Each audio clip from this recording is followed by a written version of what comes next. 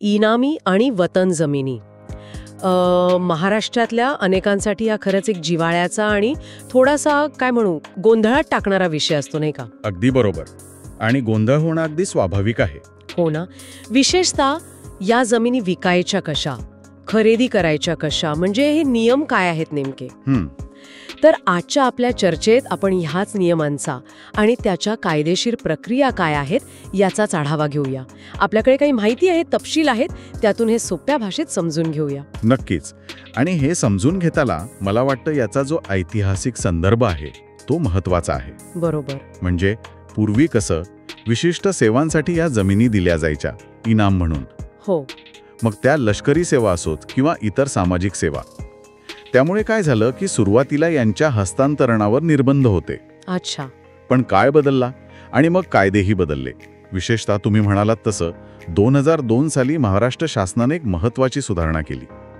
त्यामुळे ह्या ज्या भोगवटादार वर्ग 2च्या जमिनी आहेत त्यांच्या नियमांमध्ये बरीच सुलभता आली आहे. तर मग सुरुवात तिथूनच करूया. हे जे प्रकार आहेत भोगवटादार वर्ग 1 आणि वर्ग 2 यात नेमका फरक काय आहे आणि त्याचा विक्रीवर काय परिणाम होतो? हा महत्वाचा फरक आहे. सोप्या भाषेत सांगायचं तर वर्ग 1 म्हणजे कसं, त्या जुन्या शर्तीच्या जमिनी. ओके. म्हणजे या वंश परंपरेने आलेल्या किंवा लोकांनी विकत घेतलेल्या असतात. यांच्या खरेदी विक्रीवर शासनाचे फारसे निर्बंध नसतात. म्हणजे व्यवहार करणं तुलनेने सोपं असतं. ठीक आहे. पण वर्ग 2 या जमिनी वेगळ्या आहेत. यांना नवीन आणि अविभाज्य शर्तीच्या जमिनी म्हणतात. अविभाज्य शर्ती म्हणजे अविभाज्य या शब्दावरूनच कळतं की या जमिनी शासनाच्या परवानगीशिवाय विकता येत नव्हत्या किंवा त्यांचे तुकडे म्हणजे विभाजन करता येत नव्हतं. अच्छा. कारण त्या मुळात एका विशिष्ट हेतूने सरकारने दिलेल्या होत्या. म्हणजे हा अविभाज्य शर्तीचा जो मुद्दा आहे तो कळीचा होता. मग या 2002च्या सुधारणांनी नक्की काय बदल झाला? कारण अनेकांना वाटतं की आता कसंही विकता येतं. तसं आहे का?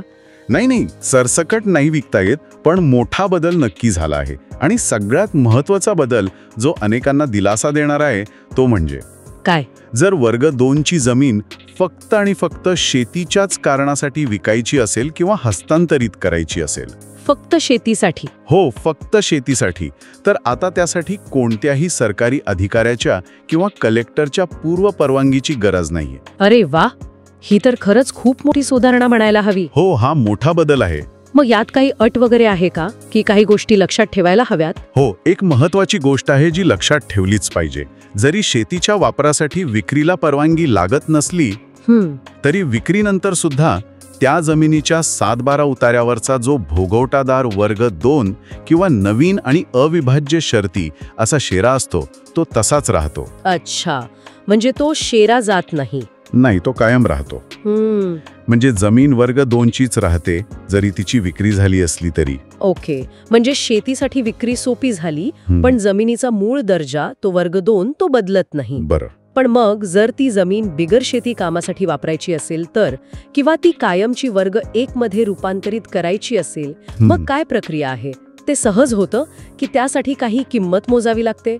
हो, त्यासाठी एक निश्चित प्रक्रिया आहे आणि त्याला एक किंमतही आहे.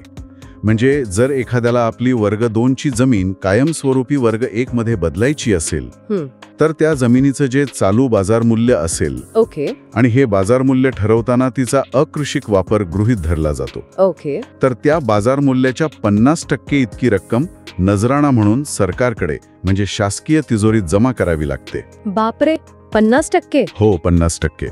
ही रक्कम एकदा भरली की मग त्या जमिनीच्या 7/12 तो नवीन आणि अविभाज्य शर्तीचा शेरा कायमचा काढून टाकला जातो. नाहीत 50% नजराणा, ही रक्कम तर बऱ्यापैकी मोठी असू शकते, विशेषतः मोठ्या शहरांच्या जवळच्या जमिनींसाठी. नक्कीच. आणि समजा असं झालं की एखाद्याने परवानगी घेतली नाही किंवा नजराणा भरला नाही आणि जमिनीचा बिगर शेती वापर सुरू केला, मग काय?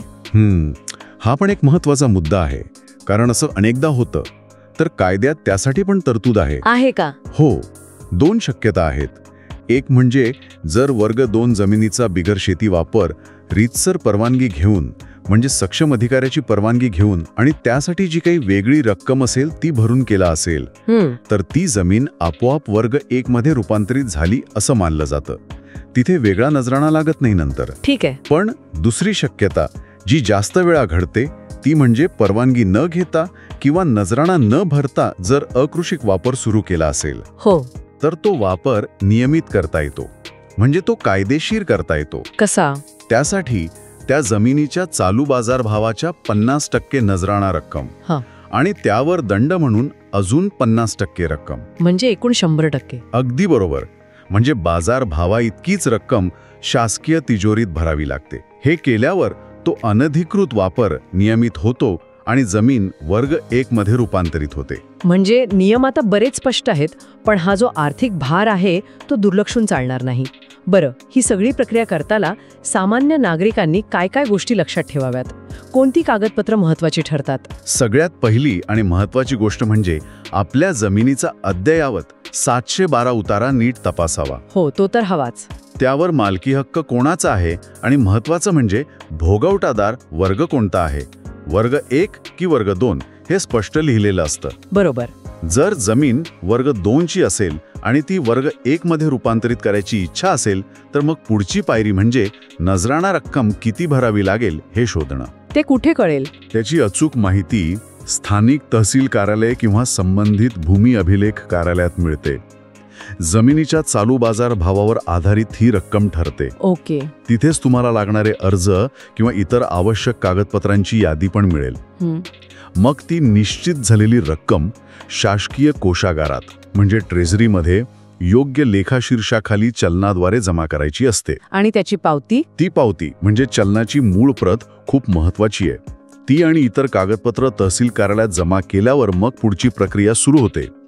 ती पावती तर जीवापाड जपायला हवी. म्हणजे आता या चर्चेतून हे स्पष्ट होतंय की या इनामी आणि वतन जमिनी, विशेषतः ज्या वर्ग 2च्या आहेत, त्यांच्या बाबतीतले नियम आता पूर्वीपेक्षा बरेच सुटसुटीत झाले आहेत. हो. शेतीसाठी विक्रीला परवानगी लागत नाही ही खरंच मोठी गोष्ट आहे. पण जर बिगर शेती वापर करायचा असेल किंवा कायमची वर्ग 1 करायची असेल तर चालू बाजारभावाच्या 50% नजराण्याची अट आहे, हे लक्षात घ्यायला हवं. अगदी. प्रक्रिया निश्चितच सोपी आणि स्पष्ट झाली आहे. यामुळे जमिनीच्या मालकांना व्यवहार करायला अधिक स्वातंत्र्य मिळालं आहे, हे खरं आहे. तरी सुद्धा माझं म्हणणं आहे की मालकांनी सर्व कायदेशीर बाबींची काळजीपूर्वक पूर्तता करावी आणि आपले सरकारी रेकॉर्ड्स म्हणजे 712 वगैरे नेहमी अद्ययावत ठेवावेत. बरोबर आहे. आणि काही शंका असेल तर स्थानिक प्रशासनाकडून म्हणजे तहसील कार्यालयातून योग्य मार्गदर्शन घेणं कधीही चांगलं. नक्कीच. विचारपूर्वक जाता जाता एक विचार मनात येतो.